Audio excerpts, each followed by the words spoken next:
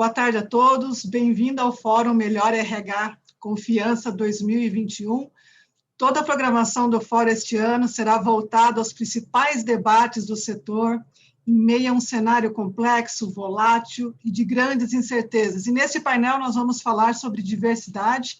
Eu sou Kellen Reis, diretora de RH e Talent Lead para Américas na Baxter, e tenho o prazer de conversar com meus amigos Francisco Farias, diretor regional de RH América do Sul na AkzoNobel, e Esteban Blanco, diretor de RH da Behringer Brasil. Nunca sei se eu falo certo, Esteban. Boa tarde, bem-vindos. Você falou certo. Boa tarde. Falei certo, obrigada. Bem-vindo, Francisco.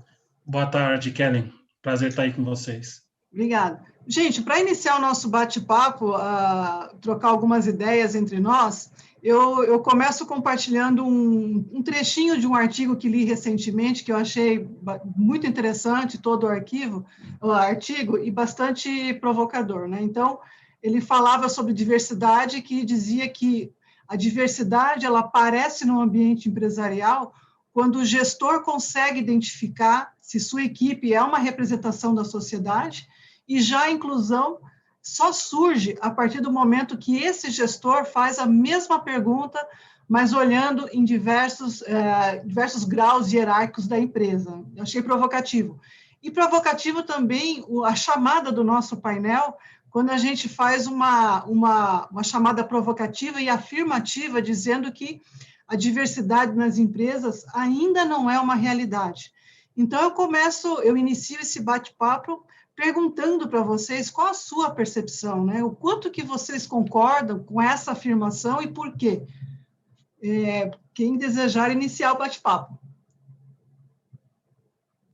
Acho que eu vou começar aqui, Kellen, e muito pertinente essa provocação, porque eu acho que é um tema que está na agenda de todo mundo, principalmente quando a gente olha em RH, né? Principalmente nossas conversas estratégicas com os nossos gestores, né? A gente olhando os nossos produtos e serviços e a gente se depara exatamente nisso, porque eu vejo um grande início, um grande pontapé, mas ela não é uma realidade quando a gente olha nas indústrias, em serviços em algumas empresas, por algumas razões, né? Principalmente quando a gente olha algumas pesquisas, até como você citou aí dessa nota, e olhando um pouco, parte mesmo mercadológica, o quão grande a gente está longe desse consumidor diverso, principalmente quando eu olho no segmento que a gente atua. Então, a gente está muito longe quando a gente olha do mercado, mas também está muito longe quando a gente olha das nossas demografias, né? Porque, principalmente nos últimos tempos, para RH, essa questão dos nossos analytics e demografia é um grande ferramental para a gente olhar um pouco do que você está provocando a gente. Outro aspecto que eu vejo quando a gente fala o estado da arte, né? Infelizmente, a gente ainda está muito forte nas datas comemorativas, né? Então, a gente celebra, nossa, estamos crescendo diversidade, mas ainda tem o Dia Internacional da Mulher, tem o Dia da Consciência, mas, enfim, eu acho que a gente vê o caminho que a gente vai trilhar em relação a isso, principalmente quando isso estiver no nosso DNA. Quando a gente não precisar, não comemorar é bom sempre, mas a gente não dá uma ênfase sobre a questão de sempre estar devendo, sempre estar faltando alguma coisa nesse sentido. Então, é uma reflexão que eu faço, assim, principalmente quando a gente se depara ainda ter que celebrar as datas comemorativas no sentido de estar faltando ainda mais essa diversidade e inclusão.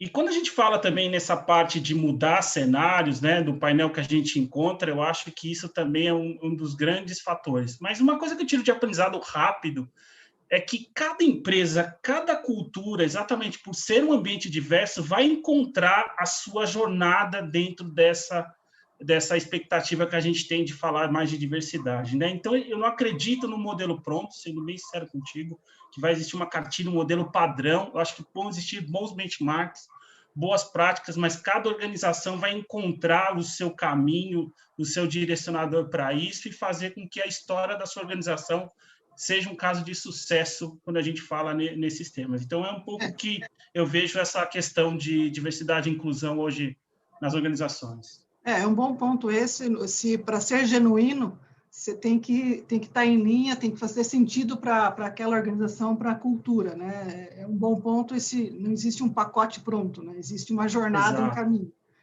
E você, Esteban, como é que você vê essa afirmação? Estamos longe ou não?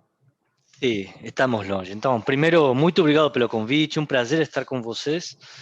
Desculpem, tem um pouco de barulho aqui perto, temos uma obra de lado, assim que vou tentar ser o mais claro possível e tentar evitar o ruído.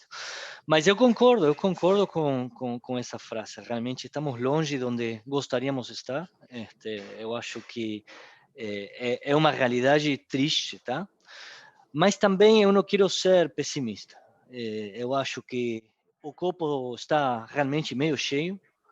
Eu acho que como sociedade, como organizações e como profissionais temos feito muito avanço nos últimos anos. Eu acho que a nível cultural estamos trabalhando temas muito importantes dentro das organizações que favorecem essa inclusão que estamos procurando e que com certeza, al menos na minha experiência, temos visto avanços incríveis, especialmente neste último ano de pandemia, tá?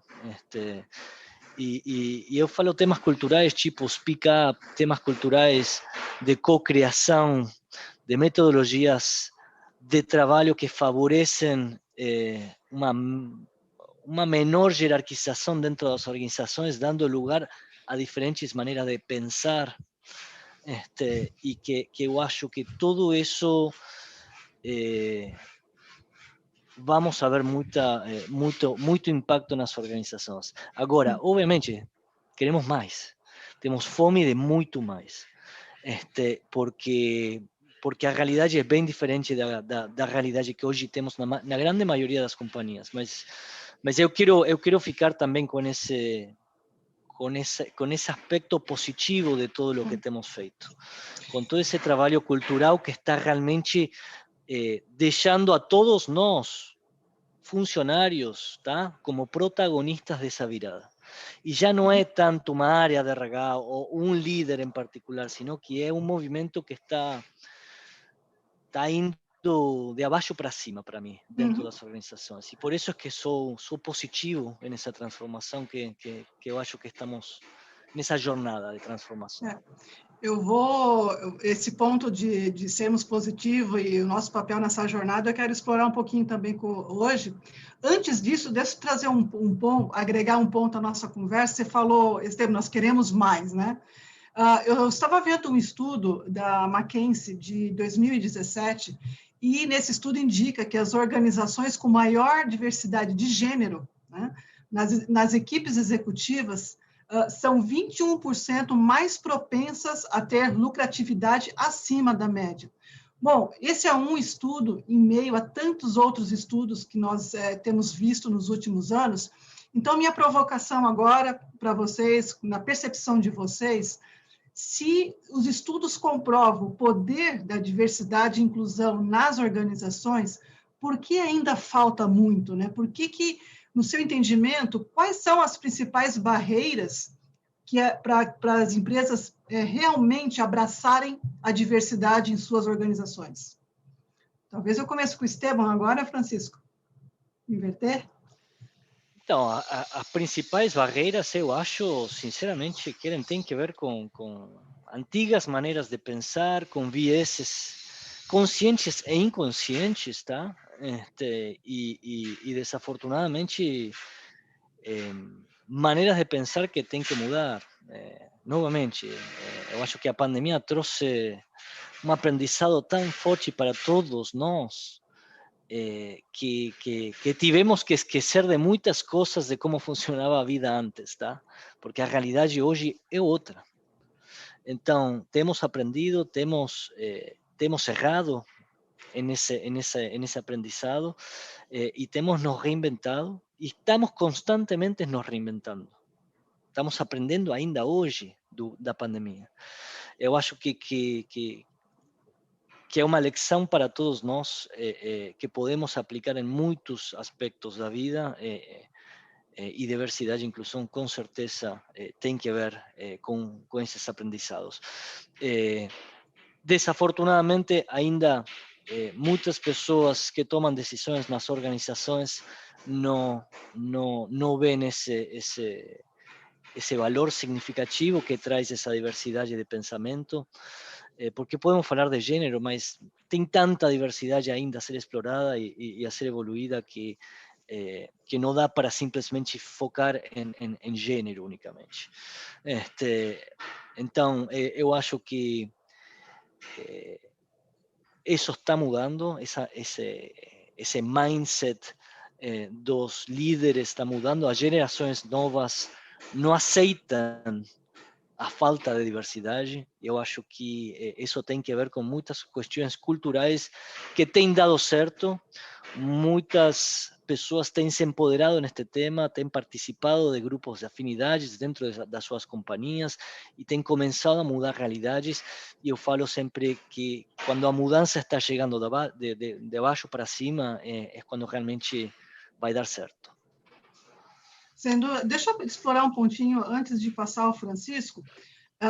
Você disse quando a mudança começa de baixo para cima. Você vê que você vivencia isso na realidade, esse despertar, né? Esse pedido, né? Nas organizações dos funcionários em haver essa mudança. Você acha que isso vem mobilizando de cima para baixo também?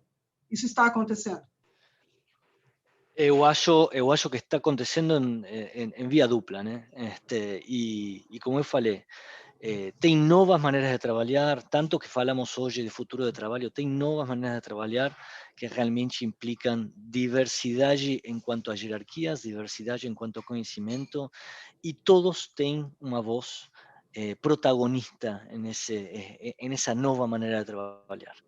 Então, eu acho que está chegando em via dupla, de acima para embaixo, mas de embaixo para cima, com certeza.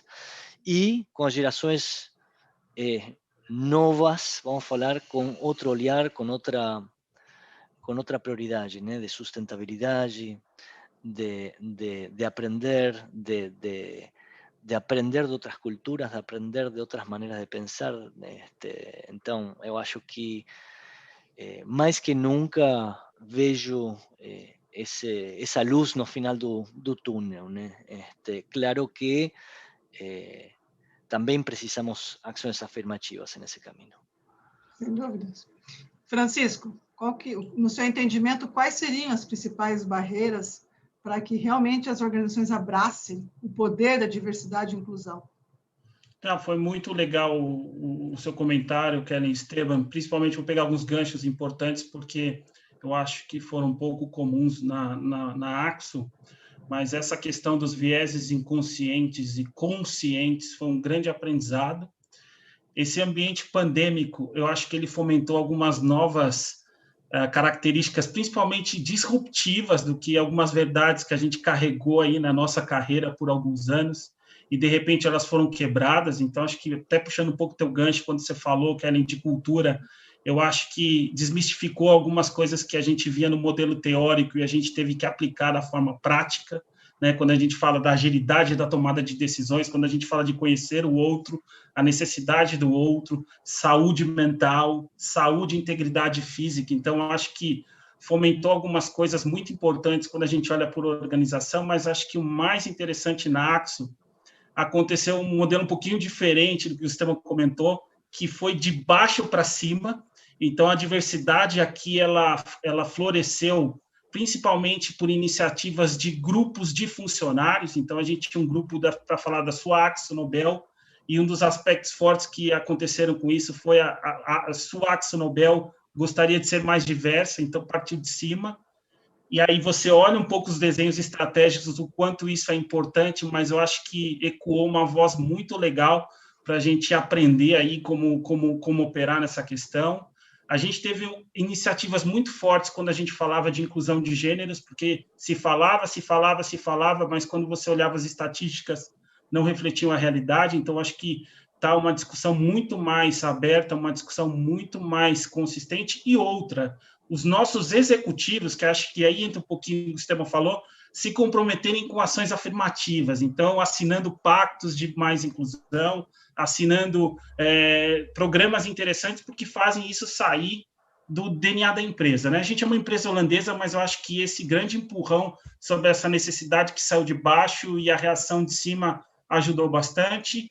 E a gente também começou a trabalhar muito legal as discussões dos grupos LGBTQI, então foi muito legal esse aprendizado, porque era algo que a gente precisava trabalhar nas empresas, mas dentro da empresa, dentro da Axo. Mas uma coisa que foi interessante é que a gente começou a celebrar a diversidade de uma forma coletiva, Kelly, não foi de uma forma individual. Acho que foi esse um dos grandes aspectos disruptivos que a gente começou a aprender, e aí a gente começou a realmente entrar nesse mood, nessa vibe de mudança, né? A gente quer mudar um pouco o status quo. Então, algumas histórias passadas a gente quer fazer diferente para essa nova geração que está vindo, mas o legal é que todo mundo, dentro da sua particularidade, individualidade, entrando nessa mudança. Então, foi um dos aspectos que... foi esse estalo, Francisco? O que aconteceu? Vocês conseguiram virar essa chave do ponto de vista coletivo?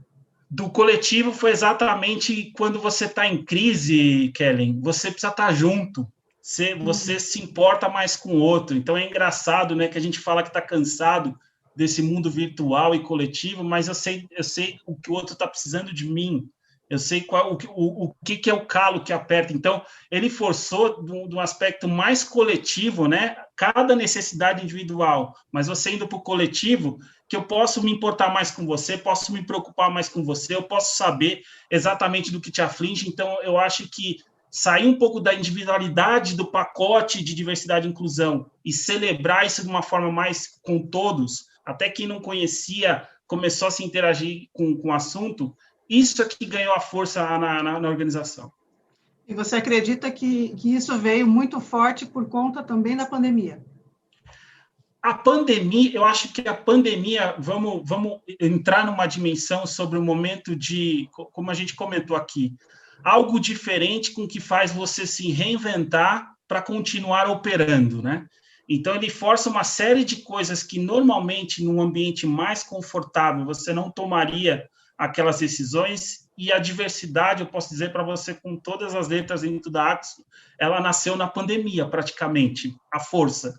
Porque as pessoas enxergaram necessidades muito interessantes, a organização começou a vocalizar isso dentro de um aspecto, nos nossos produtos, nos nossos serviços, mas também cuidar das nossas pessoas, porque a gente tem uma pesquisa que a gente fala não só de engajamento, a gente fala de saúde organizacional. Então, quando a gente queria olhar saúde organizacional, a diversidade era um ponto que estava surgindo dentro da organização, e a gente começou a motivar, incentivar as pessoas. Me fala mais a respeito. Me traz contribuições individuais. Então, esses pedacinhos, eles começaram a ensinar a empresa como celebrar de forma coletiva. Então, foi exatamente esse contraponto que aconteceu dentro da Axo. Eu vou explorar mais um pontinho contigo, Francisco. Claro. E esse processo tem sido liderado pelo RH ou ele está em toda a organização? Isso é o que eu fico mais feliz. O RH está com um papel muito do consultor, muito de ajudar, isso está vindo da organização. Então, os nossos líderes estão tomando isso como propriedade, os nossos funcionários estão tomando isso como propriedade. Então, semana passada eu estava discutindo na nossa networking de mulheres. Então, o grupo traz aspectos para discutir. A gente está tendo iniciativas em grupo, onde eu sou um participante junto com esse grupo, para a gente entender um pouco mais que a Djamila estava falando de inclusão para as mulheres negras. Então, assim, essa construção que não existe esse papel de polícia, quando a gente fala, mas sim de uma grande missão, de um grande ponto de transformação com as nossas pessoas, é que está fazendo a diferença. Fantástico, fantástico, Francisco. Deixa eu pegar esse ganchinho do RH e fazer uma outra pergunta para vocês, que é exatamente assim, quando num processo de transformação cultural, com o intuito de avançarmos, permearmos a diversidade e inclusão na organização, vocês veem o papel do RH nesse processo, né, para ajudar, ao mesmo tempo que o RH, né, tem um papel para ajudar nessa transformação, mas tem outros players na organização que também possuem um papel relevante, né? Não é um tema só do RH, né? Como é que vocês veem esse ponto? Agora eu vou começar com o Esteban, Francisco. Não, eu acho que em todo o que tem que ver com transformações culturais, claramente RH, al igual que qualquer outra função, tanto de apoio como de negócio, são críticos, né? Mas RH não é dona da cultura. RH é uma parte a mais que vai trazer talvez uma temperatura e um olhar diferente para discutir com o resto das lideranças. Para mim RH toma um rol muito importante como agente de mudança, né? Como consultor, já foi falado pelo Francisco, né? Em quanto a determinadas ações, uma das iniciativas que impactou muito forte nesta evolução, né, hacia uma organização mais diversa e inclusiva dentro da Behringer, tem sido o trabalho que temos feito de trabalhar confiança, tá? Em contraposição com controle, tá? Então, empoderando os funcionários, empoderando as médias lideranças, passando confiança para assegurar trabalhar um ambiente muito mais inclusivo, muito mais colaborativo, tem dado realmente certo. Bom, nesse sentido, diversos tipos de dinámicas podem trazer esse ambiente. Eu acho que aí é onde o RH pode ajudar multiplicando esse tipo de dinâmicas e levando um tom consistente na organização toda, né? Mas a organização e os funcionários têm que ser os primeiros em querer essa mudança, porque senão não adianta. Sem dúvida. Então, para mim nesse sentido, tem sido crítico esse trabalho, novamente, confiança em contraposição com controle, que permite trazer o melhor de cada um para realmente o melhor de todos, né? Esse ponto de você desenvolver, construir uma cultura baseada na confiança, realmente, ele é algo tão poderoso nas organizações que permeia não só diversidade e inclusão, mas um excelente lugar para se trabalhar. Enfim, se você tem essa base bem fundamentada, realmente, você permite navegar com tranquilidade, né, com confiança entre diferentes níveis hierárquicos ou organizações, enfim, realmente é fundamental. E você, Francisco, como você vê o papel do RH nesse processo? Acho que muito em linha com o que foi dito pelo Esteban, que é essa questão que o nosso papel é realmente facilitar o processo de transformação, quando a gente diz na organização, nos aspectos de diversidade e inclusão, porque, exatamente, a responsabilidade é da organização como um todo, então não é de uma área X, Y, Z, então a organização como um todo, ela tem essa responsabilidade, né? Sem os nossos líderes, sem a organização como um todo, é um processo que não vira, não tem jeito. Então, acho que isso a gente tem um papel muito de facilitar essa importância e levar essa prioridade, que é um papel de corresponsabilidade de todos, né? Então, todos estão envolvidos dentro dessa questão. Posso dar alguns exemplos que eu acredito que, basicamente, para o RH, eu acho que a nossa função volta um pouco disso anteriormente, da consultoria, né? De identificar algumas barreiras internas e a gente ajudar para evitar qualquer resistência na sensibilização desses temas. Eu acho que isso é fundamental.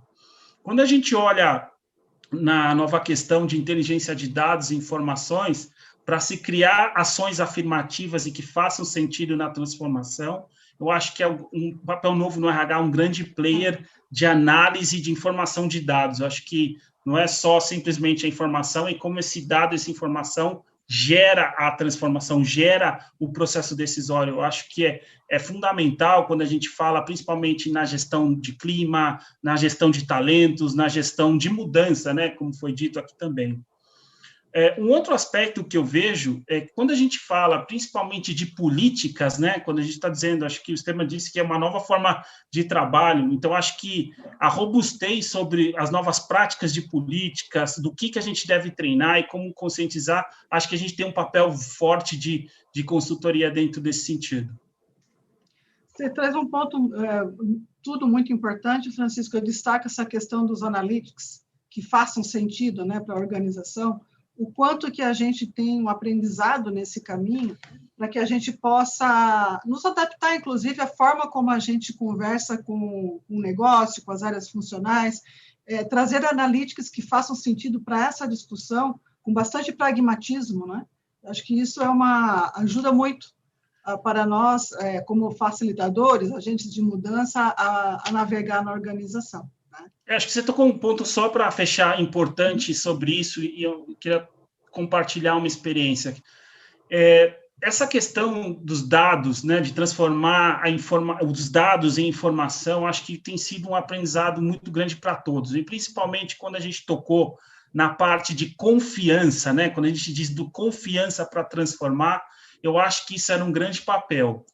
No passado, lá atrás, a gente sabe que quando a gente passou por todas as transformações de RH, David Wood, podemos pular essa etapa, mas mais específico sobre esse tema, era uma expertise que a gente precisava ganhar para dar essa robustez, para trazer esse pragmatismo que você está dizendo. Então, até nesses aspectos, quando a gente está falando de mais soft skills, de diversidade, inclusão e tudo mais, eu sinto que tem sido um excelente divisor de águas nas discussões com os negócios e para trazer programas que realmente aportam valor e fazem com que seu negócio cresça.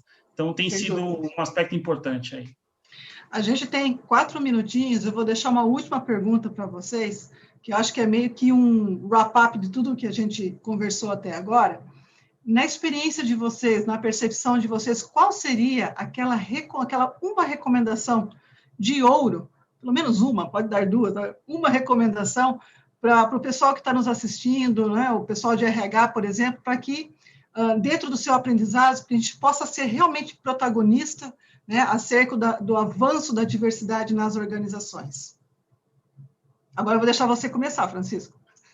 Ok, muito rápido, eu acho que humanizar sempre, cada um tem suas escolhas, cada um tem suas experiências, suas crenças e suas histórias, a importância da colaboração nas empresas para as melhores práticas, então acho que a gente tem um papel estratégico social para entender isso, então acho que isso é importante, de estar atento a essas melhores práticas, mas não transformar num padrão, e sim como isso vai permear dentro da sua organização.